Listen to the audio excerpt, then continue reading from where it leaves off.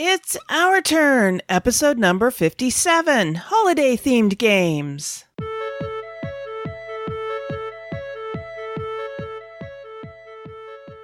In this episode, Sarah Graybill and I talk about holiday-themed games, and Roger Bell West tells us about his experience at Essen Spiel 2017.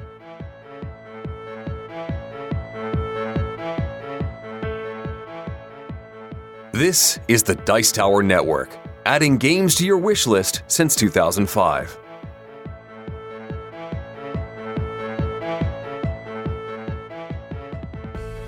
Hosting for this episode is generously provided by our fantastic supporters at patreon.com. If you'd like to help us out by pledging $1 per month or more, please visit patreon.com/ourturnpodcast.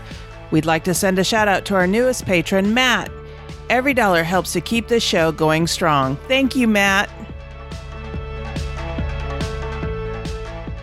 Hi, and welcome back to Our Turn. This is Cathy Ford, and today I am joined by Sarah Graybill. Sarah, welcome back to the show. Thanks so much, Cathy. Thanks for having me again. I'm happy to be here. Well, I am happy to have you back. Now, you have recently been on a little bit of an adventure. That's right. I am freshly back from BGG Con, or Board Game Geek Con. This was my first time to BGG Fall. I've previously been to BGG Spring, but this was my first time going to the fall event. And man, I am sure glad I went. It was quite an adventure. It was 5 days filled with lots and lots and lots of gaming and very little sleep, kind of just the way I like it. But it was really fun. This convention, I'm not sure if you've been to it before, but I haven't. Okay, well, it is really player-centric. It is all built to support board gaming and board gamers. So there's a big hall. The main hall has all open gaming, open 24 hours a day, with about 260 tables, all available to be played, whether that's people bringing their own games or checking games out in the library, which I'll talk about in a second because the library was fantastic. But all playing open games in this room all together. You could play with strangers. You can meet new people. They have part of the open gaming is dedicated to the hot games that were likely released at Essen Spiel.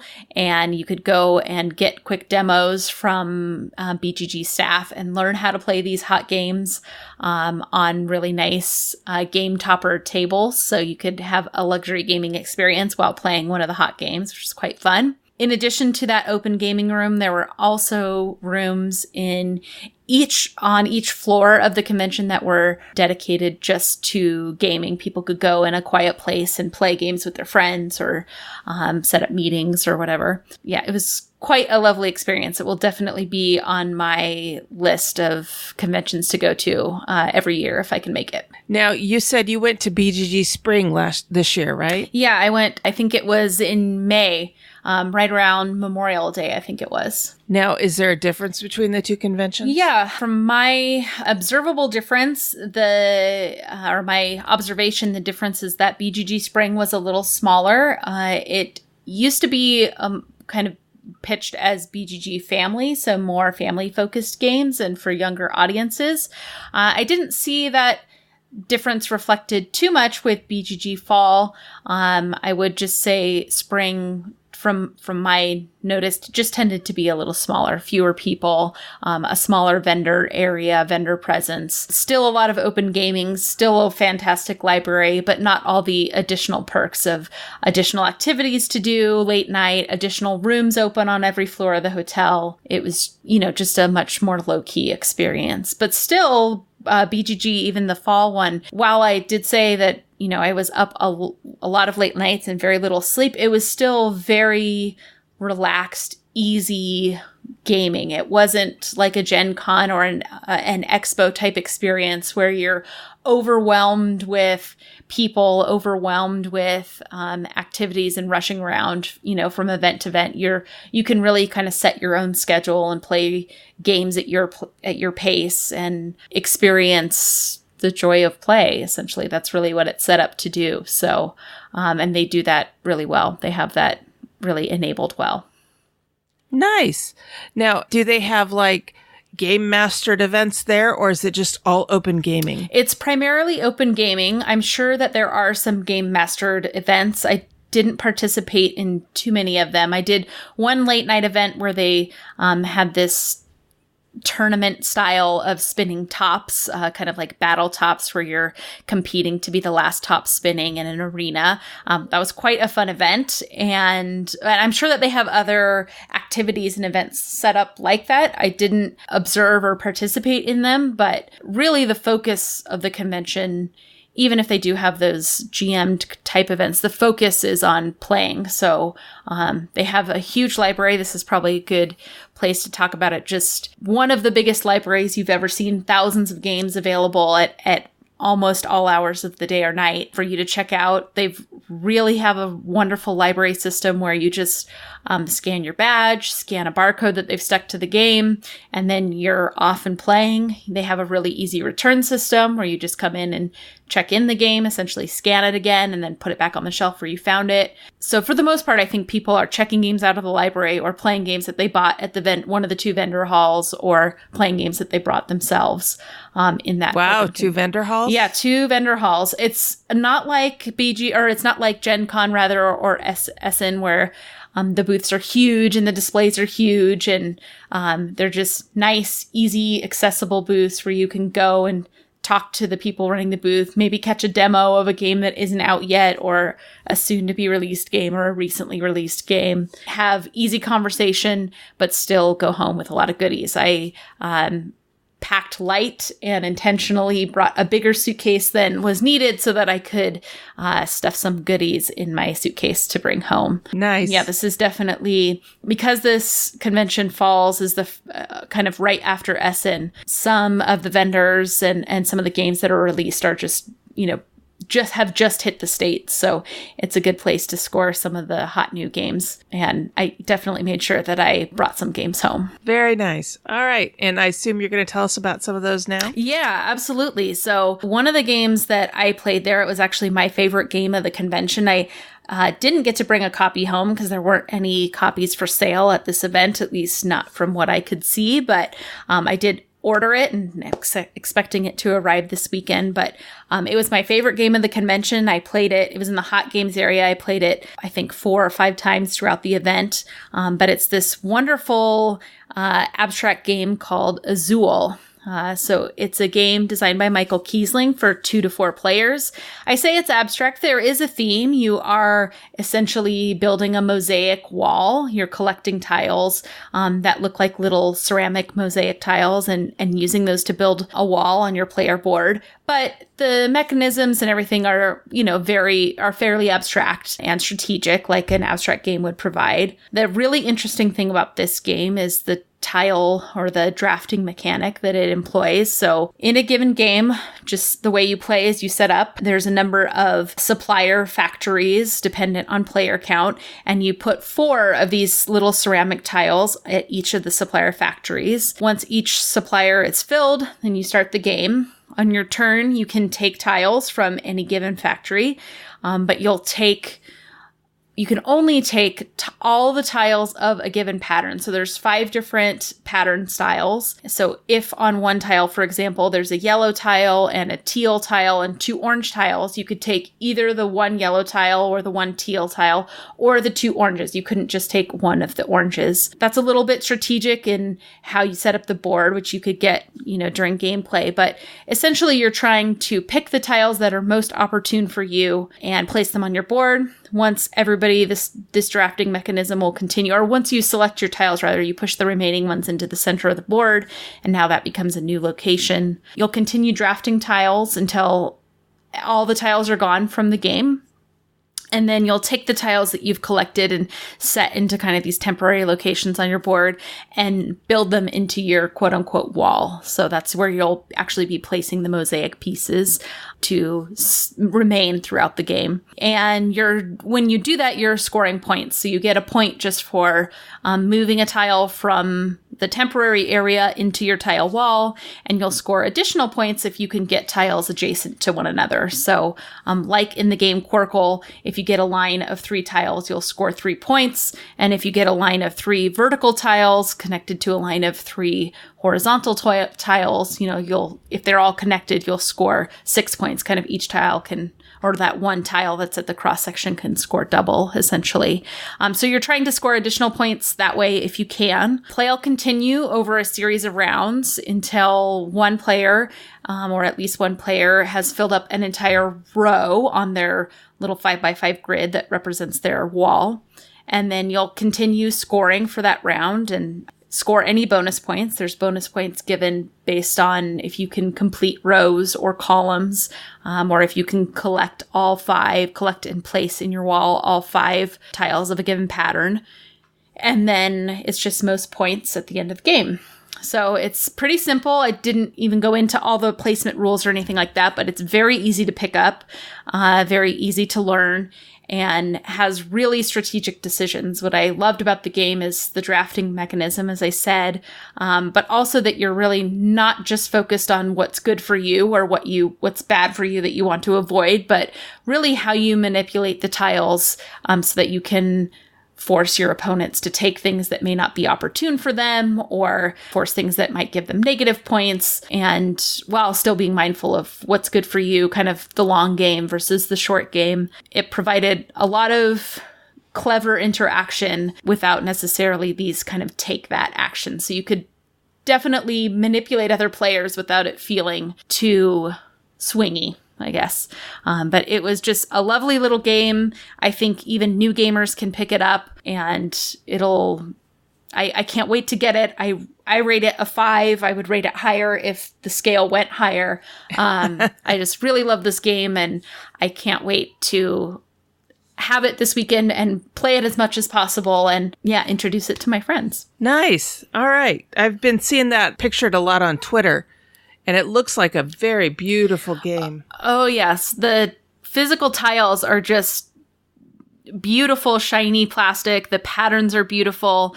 I kept commenting that the pieces themselves are about the size of a Starburst candy. So I definitely don't recommend eating Starburst while you're playing this game, because you might want to eat the pieces. It is that beautiful, but it's fun to hold. It's beautiful when you've got your completed wall. It's fun to look at, and it tripped a lot of my triggers. It really hit a lot of the gaming buttons that I love. So Azul is definitely worth checking out. Yeah, you said you played it several times during BGG-Con. Yeah, I played it, I think, every day except the last day, and I probably would have played it the last day if I wasn't trying to squeeze in a few more conversations before leaving for the airport, but it was quite addictive. And how long does it take to play? It takes about 30 minutes to play, so it's pretty fast. If you're being really, really strategic and really calculating all the points, I can see it taking 45 minutes, but it went by so fast that I didn't really think too much about the playtime. Okay. All right. That sounds like a great game. I've heard lots of good things about it, so I'm looking forward to getting an opportunity to play it myself. Yeah, we'll have to set aside some time to play together. Absolutely. All right. So the first game that I want to talk about, I've actually kind of been looking at, picking up at the game store, put it back down, picking it up at the game store, put it back down. Finally made the dive and bought one, and that is Timeline. Have you ever played Timeline? No, I've never played it. I've seen it. And I've done the same thing, picked it up, looked at it, put it down, but never played it. Well, there are several versions of Timeline. There's Historical Events, which is the one I'm going to talk about. And then there's also Diversity and Americana. I think there's one for Science. I think there's one for Inventions. So a variety of different topics. I picked up Historical Events because I'm a history buff. I like learning about history. I like delving into history. And so I thought I would be pretty good at this game. It's tougher than it looks. So these are little cards. They're not your standard size cards. They're little cards. And there's a whole deck of them. And they go from beginning of the universe all the way up to almost present day. There's one event per card. Mm-hmm. Each player is dealt 4 cards. Now, the unique thing about these cards is that they have the same picture on both sides. But on one side, it's just the name of the event and the picture. On the other side is the name of the event, the picture, and the year that it happened. Well, when you get dealt these, you're dealt them with the side up that doesn't have the year on it. and you're just supposed to lay them in front of you. You don't want to look at the other side before you place it. So each player gets 4 cards, and then you take 1 card from the deck and you put it on the table in front of everybody, and you turn it over so the year side is up. And that is the start of your timeline. Now, that doesn't necessarily mean that that's the beginning of the timeline. That's just the first card there. Then the first player looks at their 4 cards and decides to pick an event and then place it either before that first event or after that first event. So did it happen before that or after that? Well, if you have something like the assassination of JFK and you pick an event like the appearance of dinosaurs, you know that's going to happen before JFK. Sure. But then if you have something like first step on the moon, did that happen before the assassination of JFK or did it happen after? Oh, I think it took place before, I guess. No, I think it took place after. It took place after. Yeah, John F. Kennedy was assassinated in 1963, and the first step on the moon was 1969. But you can see that they're very close. Right. They also have things like Martin Luther King's I Have a Dream speech. Did that happen before the assassination of JFK, after? Or did it happen after the first step on the moon? So you can see how challenging this can get. Right. And they just have these events from huge swaths of history. And you just have to try and remember, did this happen before that or after that? And the object of the game is to be the first person to run out of cards.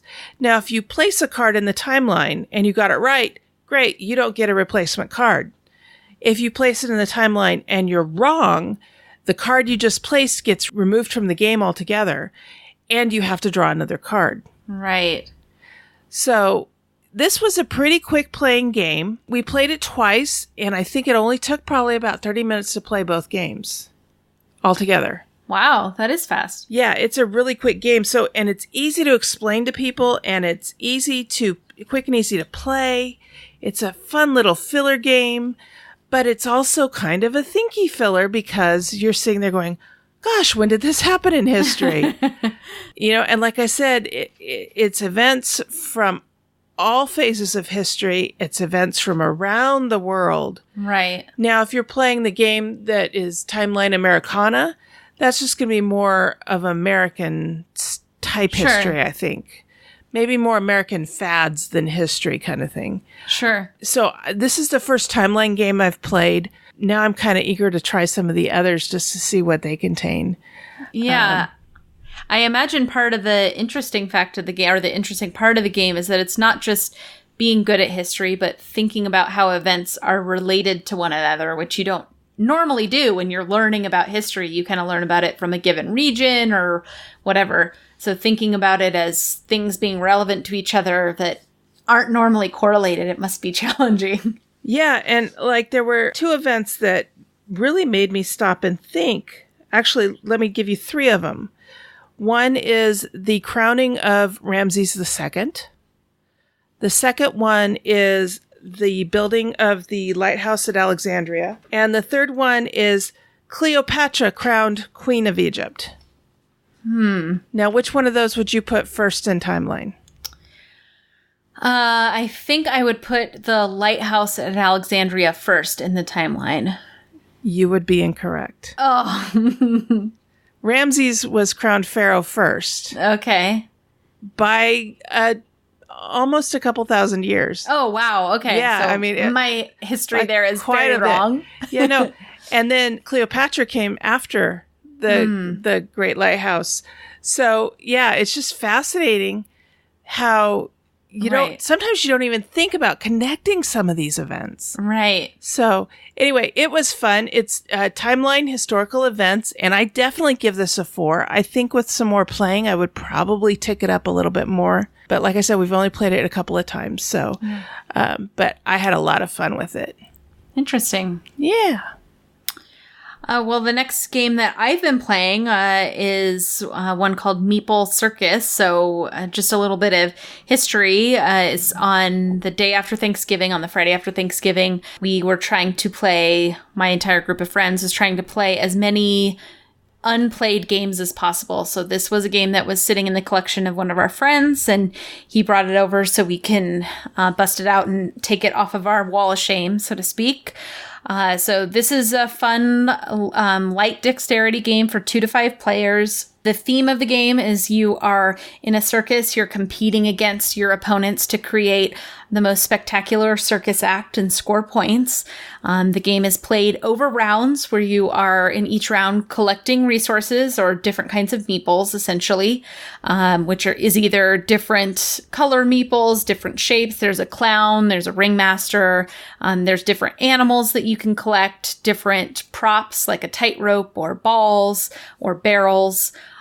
You're also taking objective and goal cards that you are using to make your setup more challenging or worth more points. And then during the second phase of the game, everyone is building their circus act.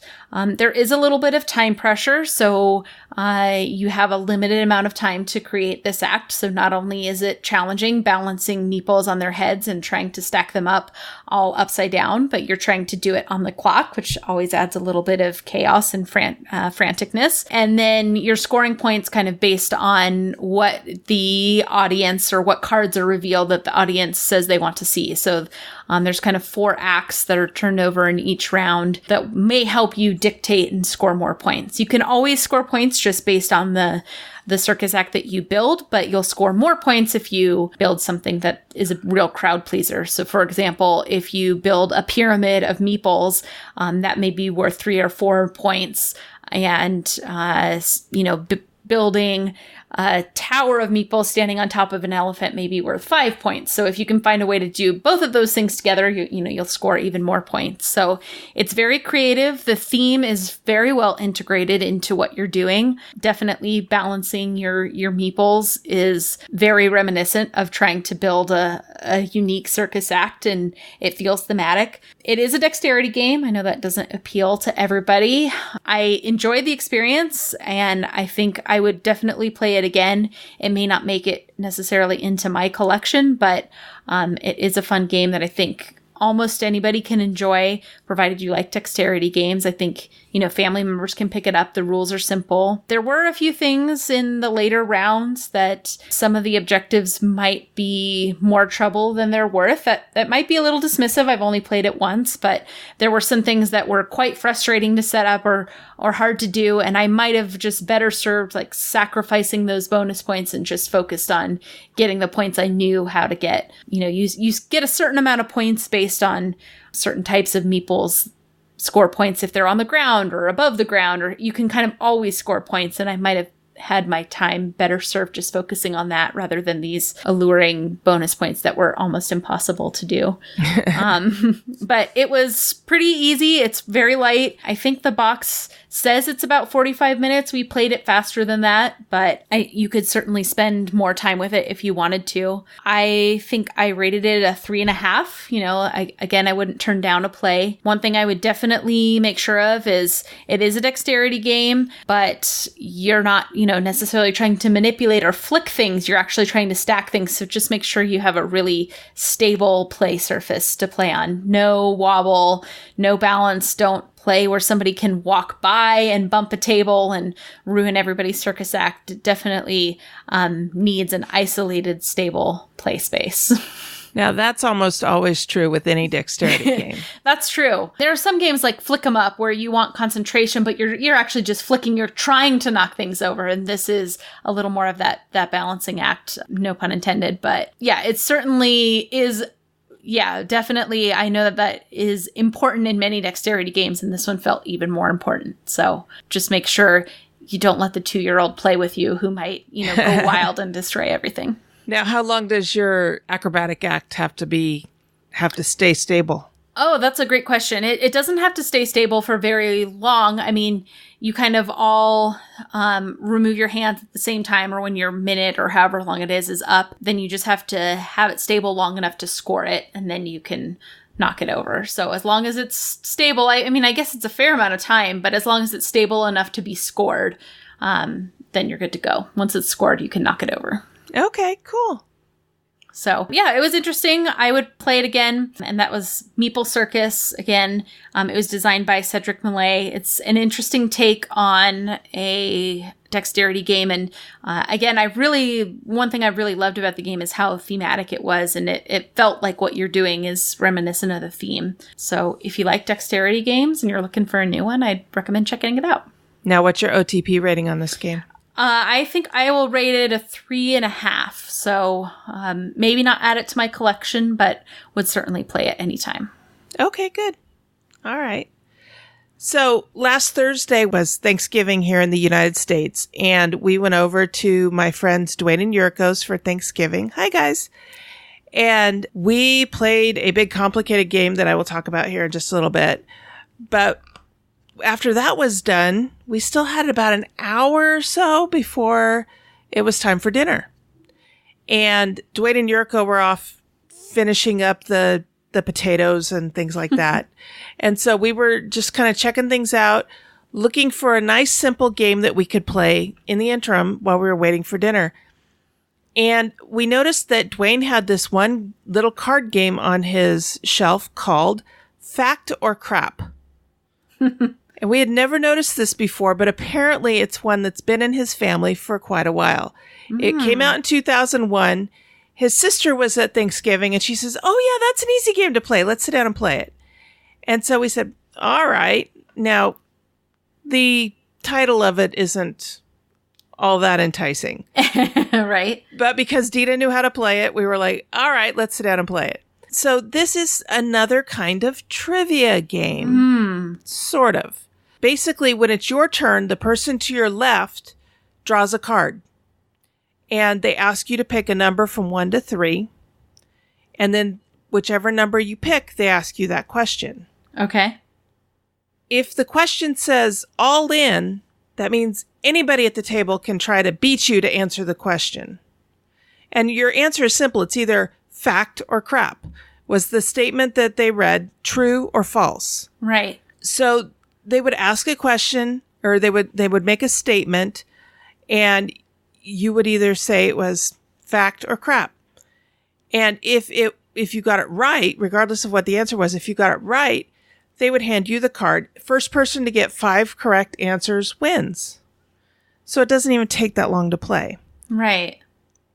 And then you move on to the next person. There was also another one called Rush Hour that could be on the card. And if it said Rush Hour, then you had to answer all 3 questions correctly. Oh, interesting. Yeah. But you'd still only earn 1 card for it? Right. Okay. Right. It just depended on what the card said. There were also wild cards where if you drew a wild card, or if the person to your left drew a wild card for you, you just automatically got the card. You didn't have to answer anything. Whoa. Yeah. So we played this game a couple of times, probably twice in about 30 minutes. It was okay. The one problem that I really had with this game was they would ask you a trivia question, or they would make a trivia statement. And the only information you had was that this was true or false. They didn't tell you what the answer really was. Oh my gosh. There was no proof. You know, they could say something to the effect of, the first moon launch took place in 1922. Right. Fact or crap.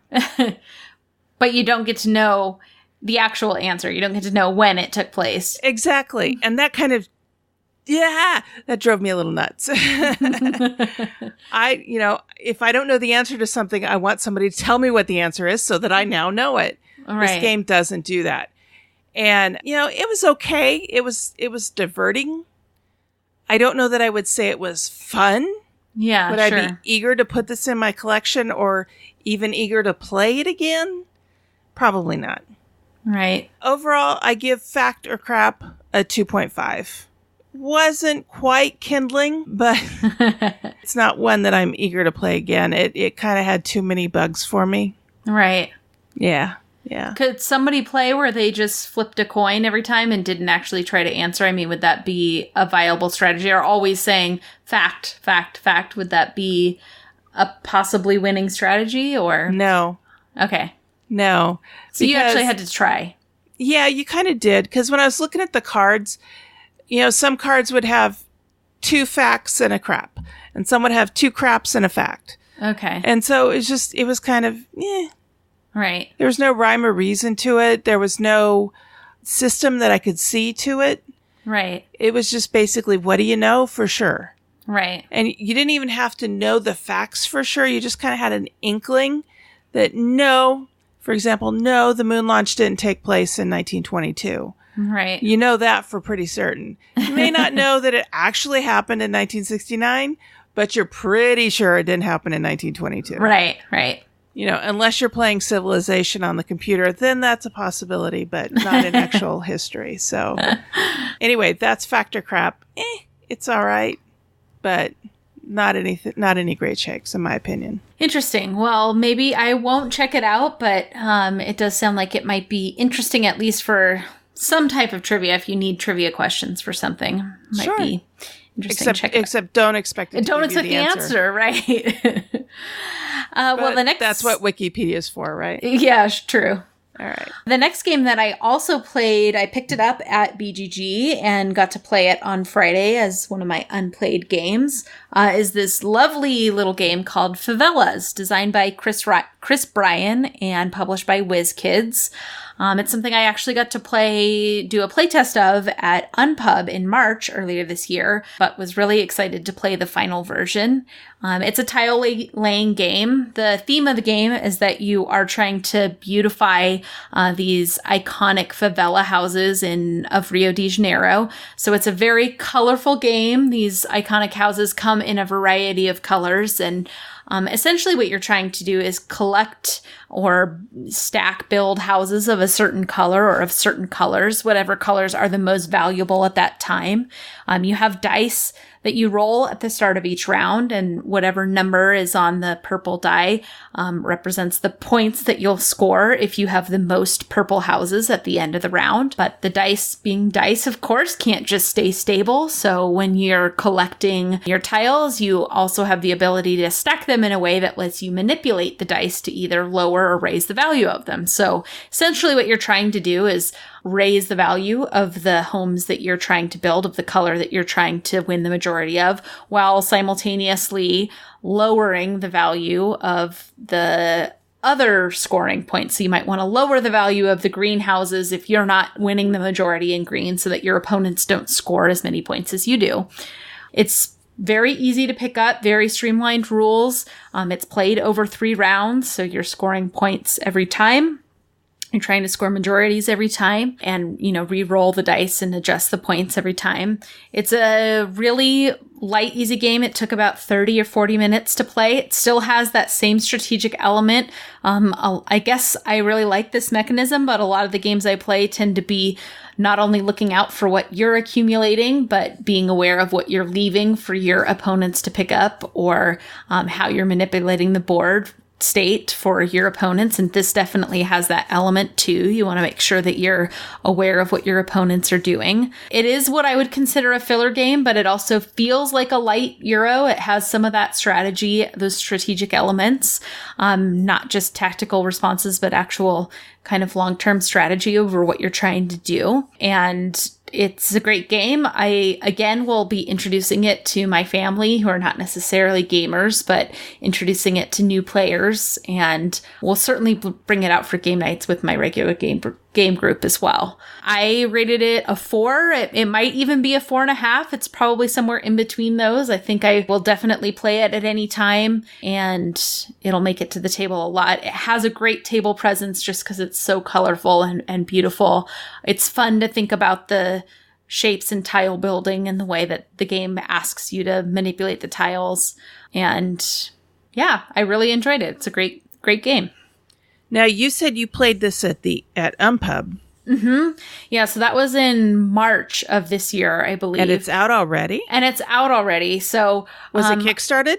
It was not Kickstarted. It was published by WizKids. So, oh, wow. And I could be misremembering the timeline. Speaking of historical events, I could be misplacing my timeline here. But I think when I played it at Unpub, it was not yet signed or just newly in the process of being signed by WizKids. So my gut memory is that it was not yet signed, but maybe about to be signed. And the game itself, when I played at Unpub, was in really great shape. It's almost identical to the version I played, or identical if it may be identical or maybe very small rules tweaked, scoring tweaked or something like that. So they didn't need to do a lot of development. They didn't need to change the game too much from the state, at least from how it was when I played it. And yeah, it was very close to the version that I played. So, but it was still nice to see a finished version. But they must have had a lot of faith in how well the game was going to do to publish it that quickly. It was an Essen release, so I think WizKids really wanted to make sure that it saw that European audience. I think it'll do really well there just because of the strategic choices that you have to make throughout the game. Nice. It's good to see, games that are at events like Unpub coming out at events like BGG and Essen, in the same year. That's exciting. Yeah, right. I think that's pretty rare, but I was glad to see them move so quickly on it. So that was Favelas, again, published by WizKids and designed by Chris Bryan. Nice. All right. Very nice. So the last game that I'm going to talk about, I have talked about on the show before, and it is easily in my top 5 favorite of all-time games. And that is Battlestar Galactica. Have you ever played Battlestar? I think I have played one time, maybe at a Conquest Sack with you. Maybe it was one of our first games that we played together. Probably. But I was a newbie, so I very much appreciated. I know I played with some group, and they really embraced me being a new person and helped guide me through the game, which I really appreciated. Well, that's good to hear. I am a huge fan of the show, of both shows, in fact. People may remember that there was a version of Battlestar Galactica released in, I think, 1979. And for its time, it was very state of the art. You go back and you watch it now and you're like, geez, what cheesy, effects. But for that time, very state of the art. Then they revamped it in, I want to say about sometime in the early 2000s. Revamped it, darkened it quite a bit. The whole premise of the story is that there are these 12 human colonies in this one system. And many moons ago, they had this war with this robot that they had created. They called a Cylon that turned on them and attacked them and then went off on their own and disappeared into space. Well, then they came back.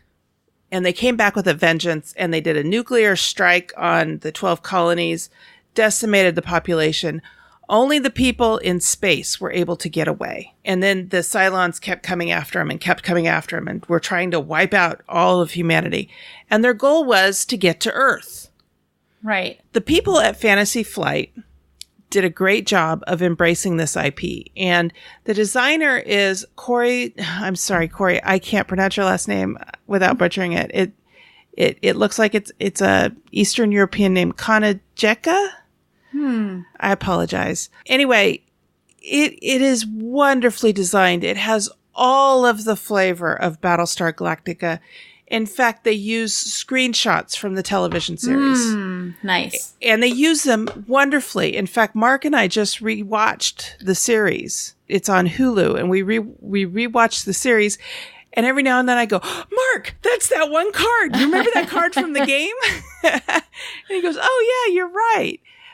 Anyway, I know I've reviewed this game on the show before, but I really like to come back and revisit a game on the show when I have a fun story to tell about the gameplay. Right. And so we were playing this game, and my friend Lexi, hi Lexi, she had picked Admiral Adama as the character she was going to play. You each play a character from the television series. And my friend Yuriko had picked Callie, who was one of the engineers. And then I had picked President Roslin, who's president of the fleet, basically. Right. At one point, Lexi drew a card that was Admiral chooses. And the thing that happens then is the Admiral gets, for that particular card, the Admiral gets to choose to look at one player's loyalty cards. At the beginning of every game, everybody's dealt a card that tells you if you're a Cylon or if you're a human. And you have to keep that information secret because this is a hidden traitor mechanic. Right. Because in the new series, some of the Cylon models look like humans, and you can't tell them from regular humans unless you see two identical models together. And then you're like, oh, wait a minute. Are they Cylons? Well, anyway, so you get these cards that tell you if you're playing a human or a Cylon, and you have to keep that secret because if you're a Cylon, your goal of the game is to sabotage the humans and keep them from reaching their objective. Their objective is either the planet Cobol or the planet Earth. It just depends on how long of a game you want to play. Sure. Then after the human fleet has made a number of jumps that equal 4, I mean, some jumps will take you the space of 2 jumps, and some will only take you 1. But once you've gotten to a total of 4, then you have what's called the sleeper phase, and everybody gets dealt another loyalty card. And that loyalty card will tell you again, are you a human or are you a Cylon? Now, if you get a Cylon card at the sleeper phase, what that means is you just woke up and just realized that you're a Cylon. You didn't know that beforehand. Well, I got dealt a Cylon card at the beginning of the game. Oh my gosh. And not only am I president of the colonies, but each character has asymmetrical player powers. My special ability is I have the gift of prophecy. And so what I can do is there's this deck of cards called the Crisis deck. And when it's time for me to draw my card from the Crisis deck, I actually get to pick 2 cards and choose one. And the other one goes to the bottom of the deck and nobody gets to see what it is. Well, as I'm playing along, I realized at the beginning that I was a Cylon and I needed to play what Mark refers to as the long game. Right. I need to help them along, but hinder them whenever I can. Yeah, secretly. Mm-hmm. Anyway, as I was saying, Lexi was the admiral at the beginning of the game, and she got to look at one player's loyalty cards. Well, she chose Yuriko, who's sitting right next to me. And it turns out that Yuriko was also a Cylon. And so Lexi knew that right at the beginning of the game. So Yuriko revealed herself right at the beginning of the game because she just got outed, basically. Yeah. And she was playing this out and proud Cylon. She was just, I am out to get you guys. And she was, over the top about it. Right. It was really fun to kind of watch. But in the meantime, I'm sitting next to her going, I'm a Cylon too, and I don't want anybody to know. Right. So I didn't even hint to her or anything. Anyway, we're getting kind of late in the game, and Lexi's character of Admiral Adama got killed right off. I mean, that was basically how Yuriko revealed herself. She killed Lexi's character. Right. So Lexi got to pick another character. Lexi actually went through 3 characters in this game, which is also unusual. Anyway, another player at the table, Trevor, was playing a character, and he actually got the Admiral ability at one point. And he drew a crisis card that was Admiral chooses. No, he didn't draw it. Someone else drew it, but he got to make the choice. It was Admiral chooses. And it was a military coup. And basically, he had to make the choice to take the president title away from me or not. He decided to take it away. And I was like, oh, man, because the president gives you quite a bit of abilities. Right. Well, I also had this other card that I couldn't play because I was the president. It was basically, you can use this card to take the president title to yourself, but you can't use this card if you're already the president. Sure. So when the turn came around to me, I said, I'm playing this card. I'm taking back the president ability. Then that was my action. So then I drew my 2 crisis cards, and one of them said, President chooses. I was like, all right, that's what I'm taking. Yeah. Now, in this game, you have 4 different resources. You have food, fuel, morale, and population. And if any of those get to 0, the humans lose. Right. Well, when I drew this President chooses card, our morale was at 1. Low. Very low. And it said, President chooses -1 morale or something else I don't remember because that's what I chose. Right. And everybody looked at me like, why on earth would you choose that? We just lost. I went, well, because, and I turned over my loyalty card and they all went, ah! Nobody had any idea that I was a Cylon, and the Cylons won. Well, that makes for a great moment when you can reveal it like that. It was a lot of fun. Everybody else was kind of like, oh, and I was like, yay, sad humans. Anyway, so we won the game, and it was a lot of fun for me. I love it when anybody, not just me, but when anybody can play the long game like that and have a sudden, unexpected victory. Yeah. Out of nowhere. So how fun. That is Battlestar Galactica. I easily give it a 5. It's in my top 5 of favorite games of all time. Unfortunately, I've heard a rumor that Fantasy Flight is no longer producing this game anymore, that they have taken it off their website, that it's gone out of print. But I'm sure that you can probably find it on the secondary market somewhere if you really want it. And the expansions are essential. They really make the game play quite a bit differently. When I played this at Conquest Avalon, we played with some people who had played just the base game the day before. And then they sat down and they played with us, and we were playing with all the expansions, and they kept talking about what a big difference all of the expansions made.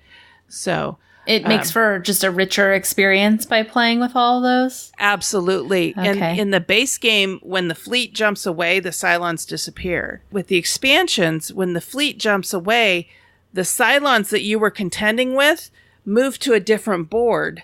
And they can come back at a later time. Right. And sometimes they come back even bigger and stronger. Right. So it really adds a lot of richness and variety to the game. So, interesting. Yeah. So that's Battlestar Galactica. Like I said, I heartily give it a 5. And that's what we've been playing. You've heard us referring to and rating games by a rating scale. Here's how we're using this scale. 1. Give me back the time I spent playing it. 2. Has great potential as kindling. 3. Decent with some bugs. 4. A good solid game. And 5. Buy this now.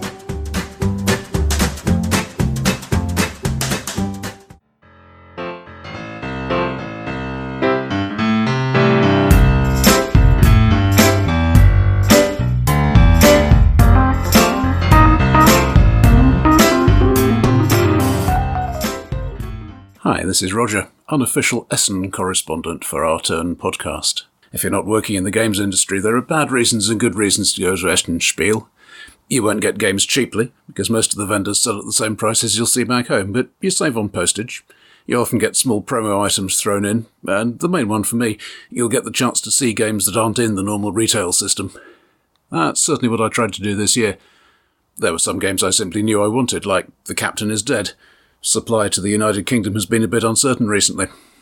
There were some games I wanted to try playing before I bought them, like Secret Weapons of the Third Reich and The Expanse.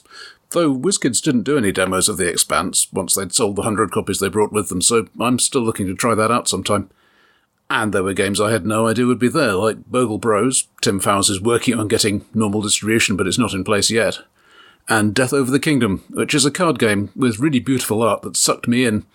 And the game itself is quite fun too, though the rules are not desperately well translated out of Spanish, so watch out for that. Have a look on Board Game Geek. Some people like to take a really long time playing lots of demo games, but I find I can see the show in about 1 day out of the 4, the way I usually do it, so I spent the rest of my time doing demonstrations for indie boards and cards. We were swamped this year. We were showing off the new Flashpoint expansion, Tragic Events. That was kickstarted earlier this year and arrived just in time to come to the show, which we hadn't expected. Actually, because Flashpoint's a few years old, we had quite a lot of people coming past who'd simply never seen it before. And we also had some new Aeon's End material, the new War Eternal box and some new expansions for that. It's been a bit of a sleeper game, really. I don't hear people talking much about it, but maybe the post-apocalyptic fantasy theming is a bit off-putting, but once I read up the rules and started demonstrating it, I fell in love with it. It's a deck builder, but without the shuffling, so you can choose when your cards will come back into play. And it's fully cooperative against a card-driven opponent. It's just good fun. Slightly oddly, though, there's not much actual game playing at Essen outside the manufacturer's demos. Dyson Mystics, there's a local board game club in the next town over. They opened up their church hall venue this year, and about 100 of us went over there on Saturday evening. Good takeaway. Unpack and play our new games, socialise. Basically, like a normal games evening, except it was the pick of the crop. And Essen Spiel continues to be a good show. It's getting bigger each year. It's still expensive, even the local Airbnb hosts double their prices at Spiel time, but it is great fun.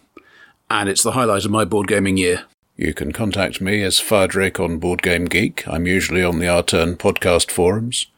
Or you can get to my blog at blog.fardrake.org. Today's hot topic is brought to you by BoardGameTables.com. Sarah, have you ever tried to play a game on a table that's too big or too small? Yes, I have. It totally takes away from the fun of the gaming experience. Have you ever had anyone spill a drink on the game table and ruin the components? Yes, it's a horrible experience watching water, or worse yet, sugary drinks flow across your game table and game components. Have you ever been trying to learn a game and wanted to leave it set up but couldn't because the table was needed for something else like, dinner? Oh, yeah, it stinks only having one table for everything, playing and eating. Well, now there's another option. BoardGameTables.com makes tables that are great for playing on and using for family meals or just protecting your game from little hands or curious pets. Yeah, I've heard they have lots of options for customizing, include, cup holders, drawers, card holder slots, plexiglass, wing shelves, and different kinds of table toppers. Their tables are made out of high-quality oak, alder, cherry, or African mahogany and stained to beautifully match other furniture that you already have in your home with a variety of fabric colors to line the inset portion of the table. You can pick your favorite color or color that goes with the decor you already have in your home. I definitely got a plan to save up for one of these beauties. Hey, where can I find out more information? Check out BoardGameTables.com. You can see what they have to offer and place your order. Don't forget to let them know you heard about it on Our Turn Women on Gaming.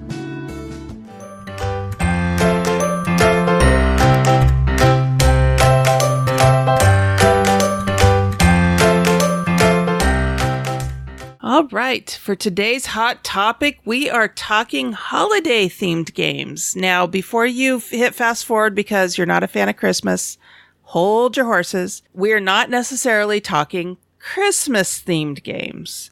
These can be any holiday. And I don't know about you, Sarah, but I had a little bit of a challenge coming up with some games for this. Did you? Oh, I absolutely had a challenge. It was actually quite fun to look at my collection through this lens and try to come up with something. I may have stretched the boundaries a little bit, but it was a really fun and interesting way to think about my games. Now, understand that people celebrate different things and similar things in different ways all around the globe. And so for this particular theme, we opened it up to any and every holiday. It doesn't have to be an American holiday. It doesn't have to be a European holiday. It can be anywhere. And I think we came up with a pretty good mix. I think so too. I'm excited to talk about these. All right, why don't you go ahead and start us off? What's your first game? Sure. So the first game I brought to the table was a game called Skull, or sometimes known as Skull and Roses. The version that I have comes in a great little box that has a beautifully painted skull on it. And the theme for this version, the version I have, is a Dia de los Muertos theme. So it has a beautifully painted skull on the cover. This game is a bluffing game where each player has a set of 4 tiles or cards. They're essentially trying to lay down their tiles and then bluff and try to flip over as many cards as possible, starting with their own, without revealing a skull. So you'll have 4 cards, 3 of which have roses on the back, 1 has a skull. You know the order in which you're placing yours, but you don't know the order in which other people are placing theirs. So the theme itself is not necessarily Dia de los Muertos theme, but this version is. The art styling is very much that way. And it kind of has this, it's not quite press your luck, but it is a little bit of that bluffing, trying to outgame the players, not necessarily the game. You're trying to really read your players and push to the limits. And I think the theme and the art really fit those mechanisms nicely. Again, I think the theme is stretching it a little bit. You're not enabling actions that are related to Dia de los Muertos, but I just love the art and the culture of that holiday. And so I thought it was a fun way to tie a game theme into that. I think it's entirely appropriate because I've seen the art for this game And it is very reminiscent of the art style that you see around Dia de los Muertos. It's very Mexican style, reminds you a lot of marzipan candy, which is also something that is traditional in Dia de los Muertos. Right. So I think it's an entirely appropriate choice. And I don't see a ton of games that have this theme or this art styling. So I think that was pretty cool. Well, definitely not in my collection. This is the only one that really looks like this. So it was fun to pick a game that had this theme on it.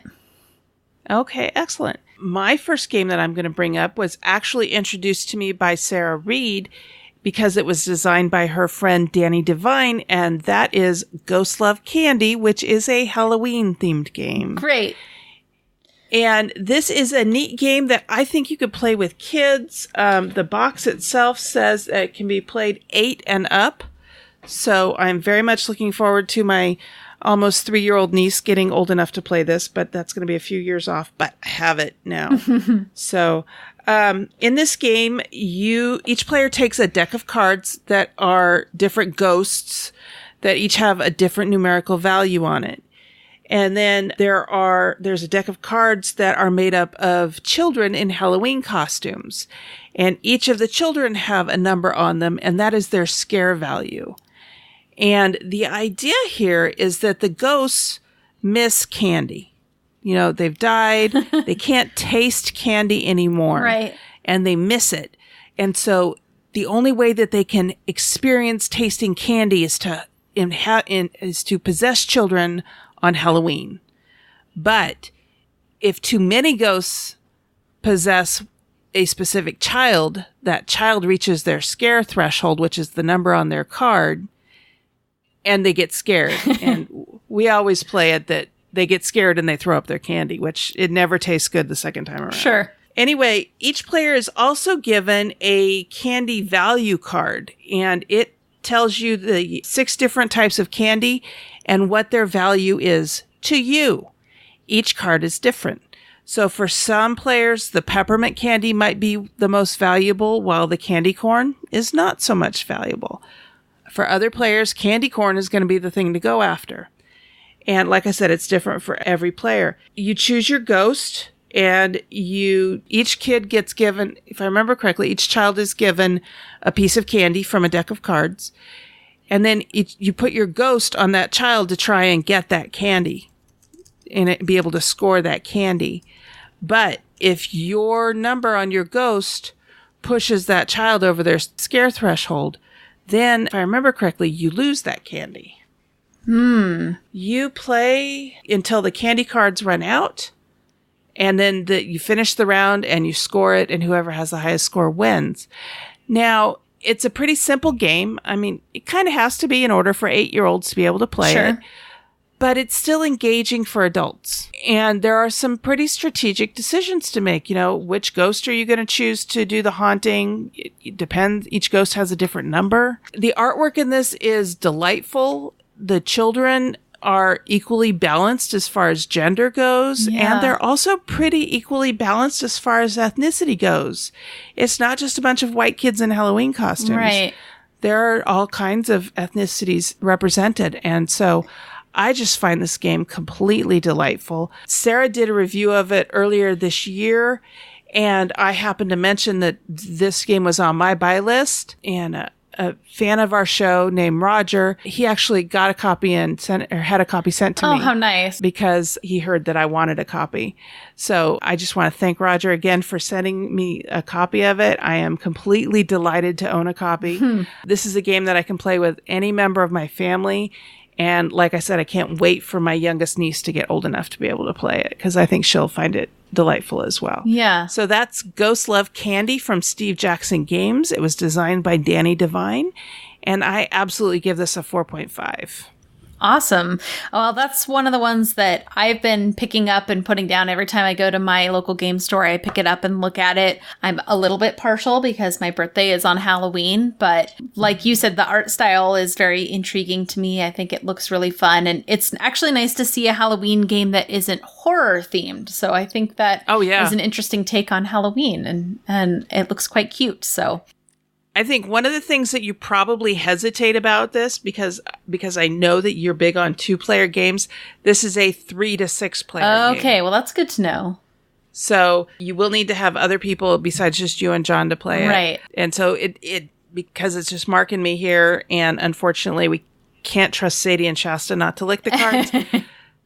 It doesn't make our table very often, but we do bring it out around Halloween and have some fun with it. It's a great little filler game. Cool. Well, I'll have to check it out. Maybe we can do a game night sometime. Absolutely. Great. Well, the next game that I brought to the table, again, this may be a little bit of a stretch, but I was really trying to think about my collection in a new way. So the next game that I want to talk about is Lanterns, the Harvest Festival, which is not necessarily an American holiday, although we did just celebrate our own version of a harvest festival here with Thanksgiving. This is a little similar to that, but in Chinese culture. And there they have the Harvest Festival that they celebrate. And in this game, you're building pools of lanterns in a lake to make a beautiful representation of lanterns and trying to decorate the palace lake with floating lanterns and score honor points essentially based on your display. So this is an interesting 2 to 4 player tile laying game. It plays in about 30 minutes or so. Again, it's got apparently the theme of the games I've selected today is kind of these interesting choices that you're making, not only to score yourself points or earn lantern cards, but also you're giving things to your opponents with each action that you play. And so you're kind of aware of that push and pull of what you're taking versus what you're giving to your opponents. And you are essentially it's a set collection game. You're trying to place tiles and get as many lantern cards as possible, which I'll talk about how you do that in a moment, but trying to get as many lantern cards as possible. And then over the course of play, turning in those lantern cards for honor, or essentially what is point scoring. So in this game, in each turn, you have a hand of tiles. You're selecting one of those tiles to place onto the board. Like many tile laying games, you're laying them adjacent to other tiles that are already on the board. Only in this one, it's a little bit of a twist. You're not required to match colors or sides, but you do get a bonus if you do match them. So you'll generate lanterns for yourself based on the color of the lanterns that's on the side of the tile that's facing you.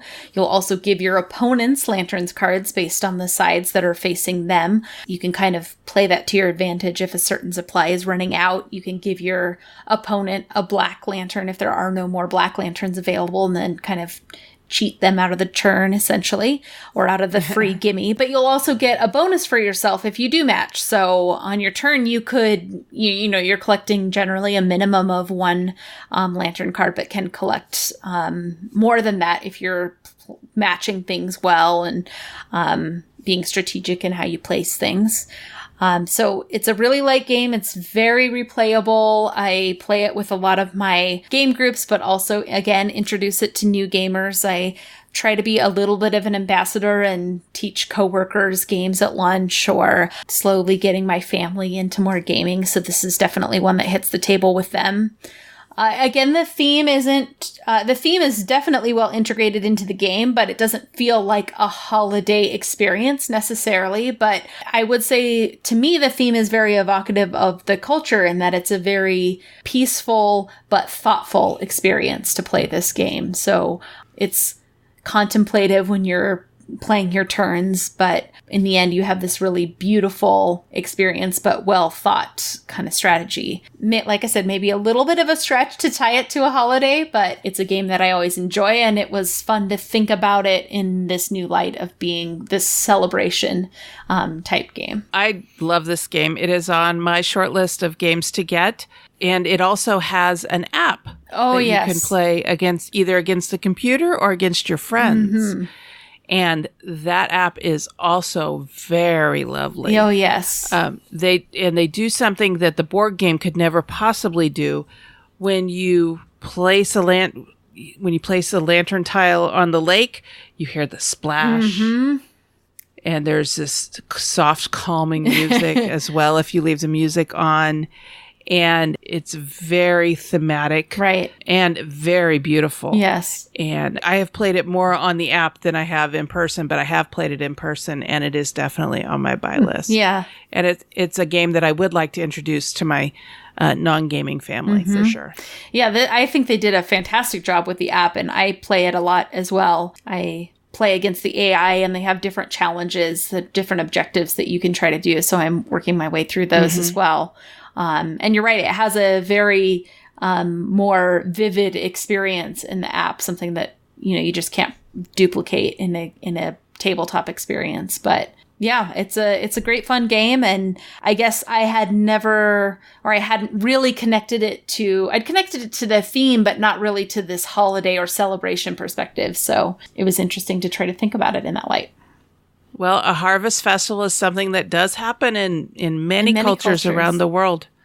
Absolutely. So I think it's entirely appropriate. All right. My next game is actually my Christmas selection, but it's not your typical Christmas themed game. And my choice for this is Zombie Dice. For Christmas. But not for Christmas, yes, but not just the base game. You have to have the second expansion, which is called Zombie Dice 2 Double Feature. So in Zombie Dice 2, you get 3 new dice added to the mix. So in the base game, there are 13 dice. They're all black dice, but they have either red, green, or yellow engravings on the dice. And the engravings are brains, a shotgun blast, or feet.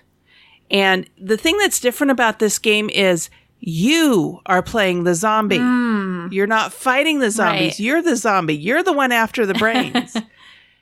And it plays really quickly. You're only playing to 13 points. Each brain is worth 1 point. The shotgun blasts are damage to you. If you get 3 shotgun blasts in a turn, your turn is over, and you don't score any of the brains you've collected. Right. It is a press your luck game, so you have the option of stopping your turn at any time and scoring whatever brains you collected, and then it moves on to the next person. Now, with the Zombie Dice 2 double feature, you get 3 new dice. You get 2 of them that come together that are called the Hottie and the Hunk. So the Hunk is a black dice with white engravings. And it's basically, the jock hero from high school who's out to, prove that he's, big and bad. Okay. And the Hottie we call her the cheerleader. Her die has pink engravings. And the footprints look like high heel footprints. Okay. So the footprints on any of these dice mean that your prey got away. Yeah. They ran away. Now, the thing is if you score... Oh, and then the third die is a red die with white engravings, and that's Santa Claus. There's the Christmas time. But the Santa Claus die has some different stuff on it. It has, one side has a brain, one side has a set of footprints, and one side has a shotgun blast. Then another side has a pair of brains. Then one side has an energy drink, and the last side has a football helmet. So let me explain. If you collect the brain, the single brain on the Santa die, you're collecting Santa's brain. You've taken out Santa and ruined Christmas for everybody. Right. If you collect the pair of brains, Santa's given you a gift. You get to score 2 brains instead of 1. He brought you brains for Christmas. Right. If you score the footprints, Santa got away. If you score the energy drink, from this point until you end your turn, any footprints automatically turn into brains because you just got faster and you caught them. And then there's the football helmet. With the football helmet, you just became a tougher zombie, and instead of 3 shotgun blasts to end your turn, it takes 4 shotgun blasts for the rest of the turn. Now, the thing that's special about the Hottie, the Hunk, and the Santa Claus dice is if you collect any one of their brains, if you collect the Hunk and the Hottie, Santa can rescue them, and vice versa. Either of them can rescue Santa. So you can actually lose those if you get the shotgun blast from either the Hottie or the Hunk. Right. So it's lightly themed, But we always have so much fun narrating these die rolls. Yeah. You know, there's also a third expansion, and it's the school bus, and it's a 12-sided die that has all these other symbols on it that change the rules of the game. And it is just so much fun. It's a light game. It's fun. Even though it's such a light game, it's still thematic. I mean, how many games do you get to play the zombies as opposed to the zombie hunters or, you know, people trying to survive the zombie apocalypse? This game is different in that you're playing the zombies and the game is your prey. And so I have a lot of fun with this game. It's a light game. It's also an inexpensive game. I think it's like $15 for the base game. So I give this game a 5. It's easily in my top 10 games of all time. And I heartily recommend getting the 2 expansions for it as well. But yes, my Christmas contribution to this holiday-themed games is Zombie Dice with the double feature expansion. Who would have thought? You should see my face when I realize, oh, holy cow, there's a holiday-themed one. Fun. Well, the last game that I want to talk about, again, maybe a little bit of a stretch, but it's a game that is a game based on fireworks. So I actually have this tied to either the 4th of July or New Year's, both celebrations which feature fireworks generally, or where people even go specifically to watch fireworks. And in this game, it's a cooperative card game where you are actually building the firework display. So you are playing your group is playing a firework operator or an orchestrator of this firework display. The interesting thing about the game is that it is cooperative, as I mentioned, and you don't get to look at any of your own cards. So in the game, you're holding a hand of 5 cards, for maybe 4 cards, I can't remember exactly, but you are holding a hand of cards. There are essentially different suits. Each suit represents a different color of firework or a different type of firework. And the objective of the game is to lay down sets of cards and build a firework display from 1 to 5. So there's these 5 different suits valued at 1 to 5. You're trying to lay them down in order. So you can't lay down a 2 without first laying down a 1, but the really interesting twist, as I said, is you don't get to look at your own cards. So you never get to know what you have by looking at them. You'll eventually learn that information by what players give you, but you're looking at everybody else's cards and not your own, and they're looking at your cards and not their own. Essentially, throughout the game, you take turns performing one of 3 actions. You're either giving information to your players, your co-players, you're either playing a card into the firework display or discarding a card. And each of those actions has their own benefit or potential consequence. You have a limited number of times that you can give information to players. If you're playing in the center and you play incorrectly, you count down the timer of the game. If you're discarding a card, you kind of add time back to the game, but you are potentially discarding a card that you need. So it has some interesting choices. The way you give information to your players if you're choosing to do that as an action is you're telling them either a number in their card of hands. Like, let's say you want to indicate to them that they have a 5 in their hands. You could tell them that one of their cards is a 5. But the twist is that if they have 2 5s in your hands, if they're differing colors, for example, you actually have to tell them about both of the 5s. So you can't just point to the one that you want to show them. You have to say, these 2 cards right here are 5s. The way the rules are structured for new players, there is a little bit of leeway that's probably bending or breaking the rules to indicate the relative importance of cards. For example, with those example of the 5s, you could say this card is a 5 and really make eyes at it, and then say, and this card is also a 5, indicating it might not be that important or whatever. In my opinion, that's a little bit of cheating, but we've certainly deployed some of those tactics when we need it. I wouldn't say it's the most fun co-op game, but it definitely does some interesting things.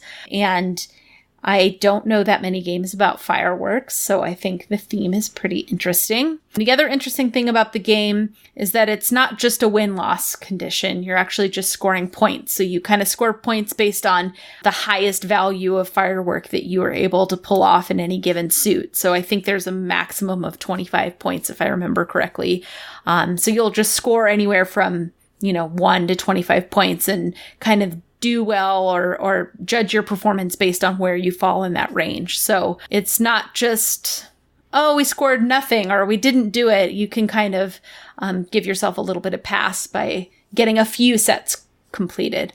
It doesn't hit our table that often, but it was, again, something I haven't seen that many games about fireworks. And I think it could be played very easily on New Year's Eve with a game group or with new gamers or on 4th of July, at a barbecue. I think it could be played there too. Absolutely. And, I think this is entirely appropriate as well because royalty from around the world have used fireworks to celebrate different events like coronations, weddings, births of children, war victories, all kinds of things. So, and usually when they decide that fireworks are called for, that's generally a holiday for everybody. Good point. Yeah. So I think it's absolutely appropriate. I did only rate this one a 3. So as I said, I think it's an okay game. I wouldn't necessarily bring it out a lot, but I think if you're trying to introduce something different to new gamers, it's absolutely appropriate for that.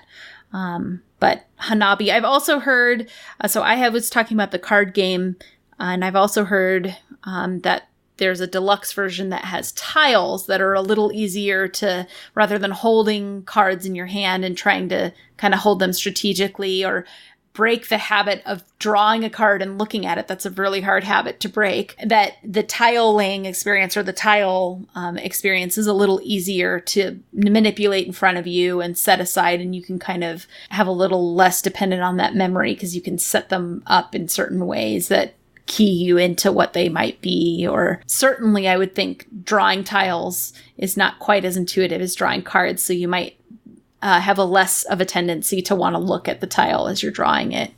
You might be more likely to set it face out in front of you rather than draw it into your hand and really try to break that instinct of looking at the card. Yeah, Mark and I bought this game, the card version, at Board Game BlitzCon at a flea market. And somebody saw us buy it and said, "Oh, I have the deluxe version. Here, let me teach you how to play." Yeah.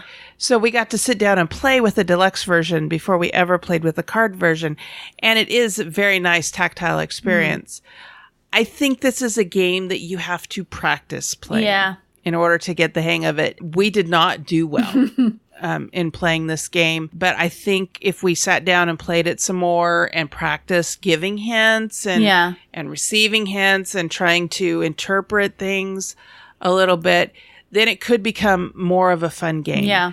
But it's something you have to want to do. Right. But you're right. There is absolutely, I can't think of another game that is centered around fireworks displays. And so I would actually put the challenge out there to game designers to come up with another game that is themed around fireworks. Yeah, that'd be interesting. There absolutely aren't enough games about that. So, all right. So that was Hanabi. And for my last game, I am actually going to Europe for the holiday, and that is Bastille Day. And the name of the game is Guillotine. Again, another theme that you don't see very often. Right. Executions. Yes, there are lots of games where you die, but in this game, you're playing the executioner, not someone trying to survive an execution. And your goal is to have the best collection of noble heads.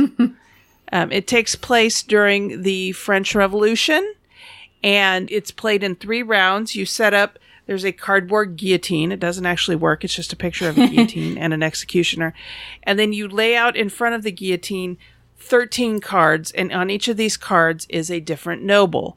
They range anywhere from the piss boy. It's really a character. Right, really a card. All the way up to King Louis and Marie Antoinette. And Marie Antoinette, absolutely. And everyone in between. There are guards, there are priests, there are bishops, there are counts and countesses, and everybody in between. And you have these 13 cards, and these 13 cards represent a day. Mm-hmm. Now, first of all, what a horrifying experience standing in line at the guillotine. Oh my gosh. Thankfully, it's not you. So you have cards in your hand that you get to play, and that can scramble the line. Mm-hmm. The abilities on the cards are scoring abilities. So sometimes a card is worth so many points, but if you play it with another card, it more than doubles. So, for example, the Countess may be worth so many points, but when she's played with the Count, it's worth even more points together. There are some characters that are worth negative points unless they're played with another character, and then they're worth positive points. The Palace Guards, for example, are worth 1 point apiece unless you have multiples of them, and then they're worth more points. So there is some strategy to which cards you're going to collect, and there is some strategy to using the cards in your hand to move the nobles around so you collect just the right nobles. And you play this over 3 days. So when you exhaust the first line of 13, that's the end of day 1, you lay out 13 more cards. Right. And you go through those, and then you lay out 13 more cards, and then you go through those, and at the end you score. Player with the highest score wins. So my friend Richard is the one that gave me the idea of using this for Bastille Day. So thank you, Richard. And we're actually using this for a 52-game challenge because one of the challenges is a game around a holiday. So I thought that was interesting. Anyway, so that is Guillotine. And that is actually published by Wizards of the Coast and was designed by Paul Peterson.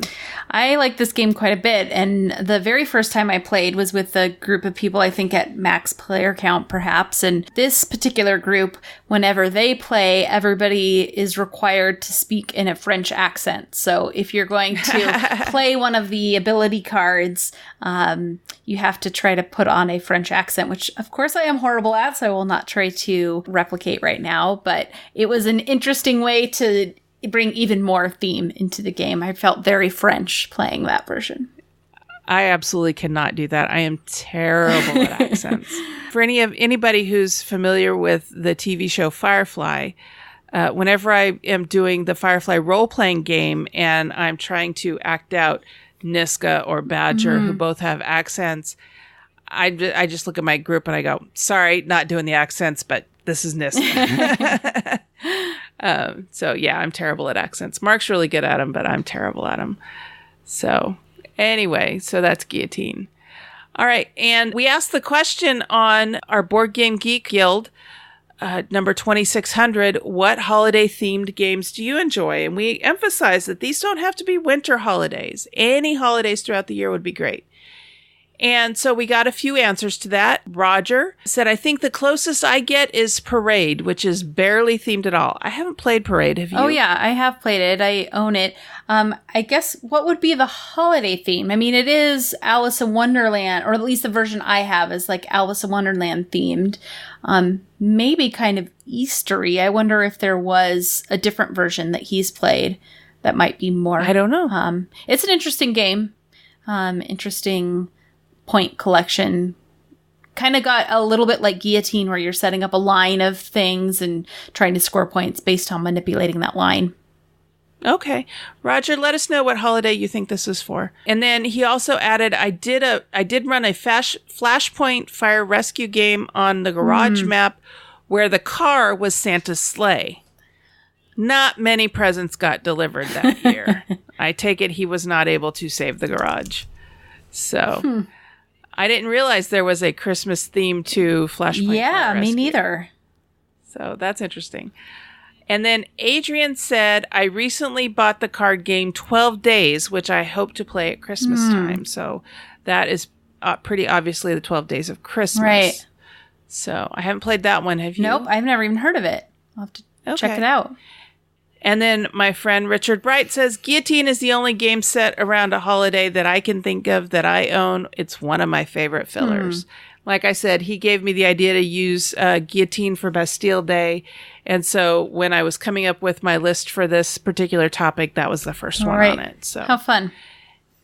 Anyway, if you have any games that you play that are around any holiday themes, you can go to the posting for this episode, which is episode number 57 on our Board Game Geek Guild number 2600, and let us know what you think is a game themed around a holiday on there. We'd love to hear from you. The Dice Tower Network is a proud supporter of the Jack Vassell Memorial Fund. The board gaming community is kind and generous, and this fund was created to provide financial assistance to members of the board gaming community in their time of need. To find out how you can help the fund continue to help others, please visit jackvassell.org/donate. Thank you for your support.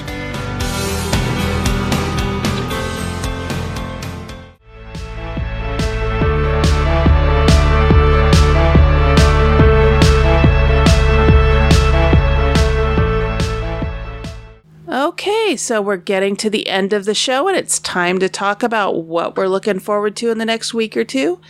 So, Sarah, what have you got on your plate for the next week or so? Well, we had so much fun trying to play through our unplayed games the day after Thanksgiving that we've made it a mission to continue doing that trek. So now when we pick a game off the shelf, we're trying to make it an unplayed one. My husband John has given me the added challenge of not being able to put away any of the unplayed games that we pulled out until we play them. So clutter is a little bit of my nemesis, or at least when it comes to my game shelf. I really like having my games put away and organized. So if I need that extra incentive to play something, that seems to be what it takes. And so I'm looking forward to continuing to play as many of those as possible, while also continuing to do some development work. There are a few projects that we are developers on that we're trying to get wrapped up by the end of the year. So we'll, in addition to playing our own games, we will be working on those. Nice. I get to babysit my niece, Walker Lynn, this weekend. I get to go do that once a month generally, and I am really looking forward to it. She is almost 3. Oh, fun. Yes, and I get to spend 2 whole days with her, and then at the end of each day, I get to hand her back to her parents and go home, and then come back the next day and do it all over again. But she's a delight, and I really love going out there and being able to help them out when they need some babysitting. Nice. Yeah, and you know, I have a big shelf of unplayed games, and some of the games on that shelf have been on there for years. And it's just, okay, I need to sit down and I just need to play these. So I think that is probably going to be one of my New Year's missions. Yeah. I'm not sure if I'm going to put the restriction on myself that I can't buy any new games until I played the games on my unplayed shelf, but I am definitely going to make that my mission in the new year to get through all those games. And then the other thing is that I am working on a secret project, and you know what it is because you're working on it with me. And so are a lot of the members of the OTP staff and some other people in our gaming community. And I am really excited because we are making some awesome progress in this effort. And we're almost to the point where we can talk about it and let you guys know what it is. But I just want to say that I am having a blast working on this, and I am so thrilled that so many people are so enthusiastic about it too. So more news to come on that later. And just know that it's going to be a lot of fun, I think. Great. So anyway, so how can people connect with you online, Sarah? They can find me on Facebook. I'm Sarah Graybill. They can also find my design studio I do with my husband, Blackstraw Games. We're on Facebook. We're also on Twitter at Blackstraw Games. Shiny. And then I run the Our Turn podcast account on Twitter. And I am also the guildmaster in our guild on BoardGameGeek.com, which is guild number 2600. And you can find links to all of our contact information in the show notes, which would be at ourturnpodcast.com/episode 57. Thank you so much for joining me for this episode, Sarah. It's been a lot of fun. Yeah, thank you so much for having me back. This was a fun challenge to think about, and I always love talking about games, so I appreciate the opportunity to do it some more. Well, you're welcome back anytime. And until next time, on behalf of the entire Our Turn podcast crew, that was our turn. Now it's yours.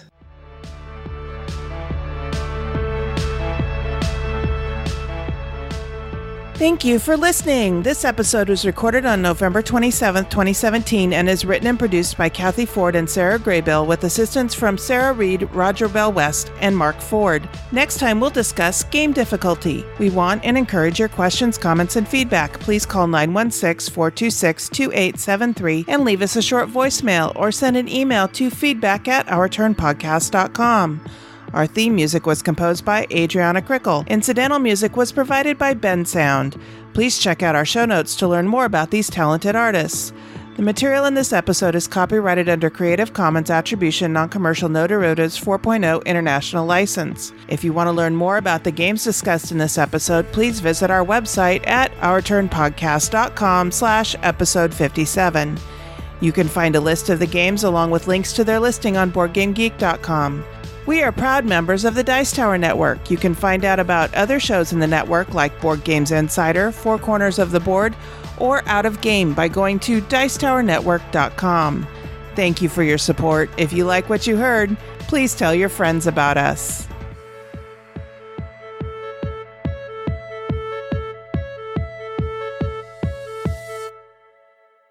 There were 2 firefly sightings this week. Remember, remain vigilant. Trust no one, and keep your laser handy.